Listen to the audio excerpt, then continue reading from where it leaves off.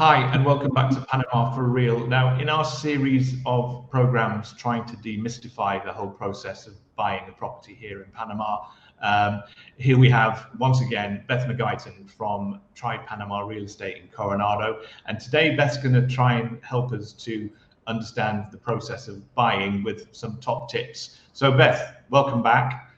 Thanks for your time again. How are you? Doing well, thank you. Thank you. Good to hear it.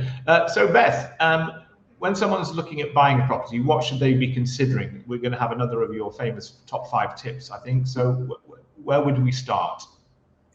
All right. Well, for starters, number one, if you're buying for primary residence, meaning you're going to live there either full-time or part-time, I definitely recommend renting first. Make sure you rent anywhere from 3 to 6 months at least to get a feel for the different areas, the different climates, and the different property types. And the reason why I say primary residence is because in many cases, I have worked with people who are buying for investment. They want to expand their portfolio. They want to add something in Panama, and they'll fly down. We'll spend, in some cases 3 days, other cases a couple weeks together. They explore the area, and then in a lot of cases they end up purchasing. So again, if it's for investment, and you make sure you choose an agent who knows that world well. In that case, you don't really need to rent for 6 months prior. Number 2, find an agent that you work well with and that has experience. I feel like I say this in every video, but it's so important. Knows the area, understands real estate law very well. And I always say, choose very carefully your agent and follow your gut. I think that if you follow your gut, a lot of times you'll either, feel like, wow, I really think that this person is a great fit for me, or not. But you want to make sure, an agent can make or break the experience. If they have a lot of experience, Panama, purchasing property in Panama can be a bit messy at times. There's so many different factors. Every property is different. So if you have someone with a lot of experience, they've probably already gone through a similar deal prior. They know what obstacles are going to come around, and they can do a lot of preventative work to try to make the process a lot smoother, and obviously protect your best interests. Number 3, I would say determine a budget and explore all financing options. Financing is very hard for foreigners. We touched on this in another video. It's not impossible, but it is complicated. And Panama also has very high interest rates. At this filming, it's around 8%. So when I say explore all financing options, I mean, what a lot of my people do is they take out a home equity loan from one of either their primary residence or maybe an investment property in their home country, and come and buy in cash.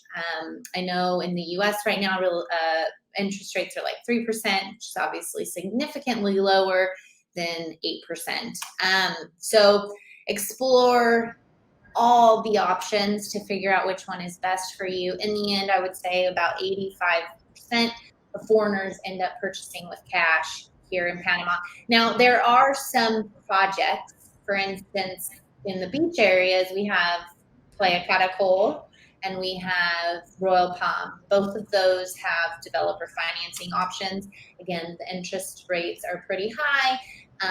Basically, you're just paying interest on your monthly payment, and you have 5 years to pay it off. So that could be an option for someone that maybe doesn't have the funds right now, but will in the next 3 to 5 years.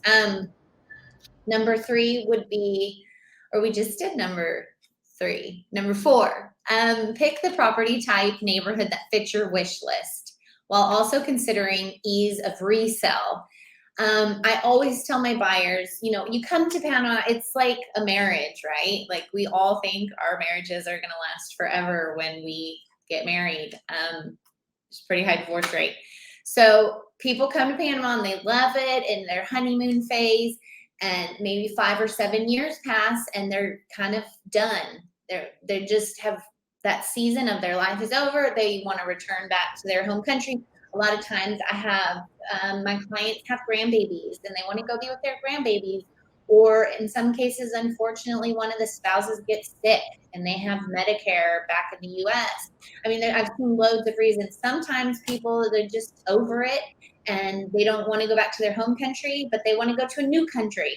So I see that a lot. It's kind of like a revolving door. So I always tell my buyers, look, we want to find something that fits your needs and your wish list, but we also want to make sure that in the event you need to resell, it's attractive in that way. So number 5, I would say have an open mind and explore all the possibilities. Also important is like, do not compare to the properties where you come from. Like, this is not where you came from. The properties are different. Like, the construction materials are different, floor plans. So you have to be very open-minded, except Panama for Panama. Panama is not the United States. Panama is not where you're from, England. Like, it's Panama. So, and like I kind of mentioned in one of my previous videos, I think is like, people come here and they think they know what they want, but they have no idea. I'm pretty good at determining what people want, and I can tell from the beginning. They're like, no, I'm a house person, and I tell myself, this person is going to end up in a condo. So have an open mind, and you have to make your list of non-negotiables and your nice-to-haves.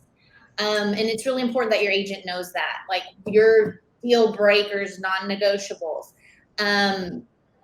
The way that I work with my clients that I find is very, very effective is we do a funnel process. So we start by looking at everything, and we start considering all of those options, and we do the process of elimination going, so we start with hundreds, and then we get down to 20, and then we get down to 10, and then we start viewing properties, and our goal is to get to the top 3. This can be a rolling top 3. And I always tell them that, what is this go in your top 3? If it goes in your top 3, you got to get rid of one. So going through all the options, I find gives people a clear idea of what's really available. They will feel like they're not missing out on anything. And then in the end, they can be really confident with their final decision.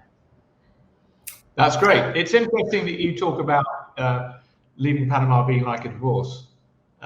There is a high divorce rate, but the others end in death. That's an important factor as well. Yeah. Well, that was just a bad joke. Beth, thank you very, very much for your time. Yet again, really clear and concise. And we look forward to seeing you in our next film. I look forward to it. Thanks so much. Bye-bye now. Bye.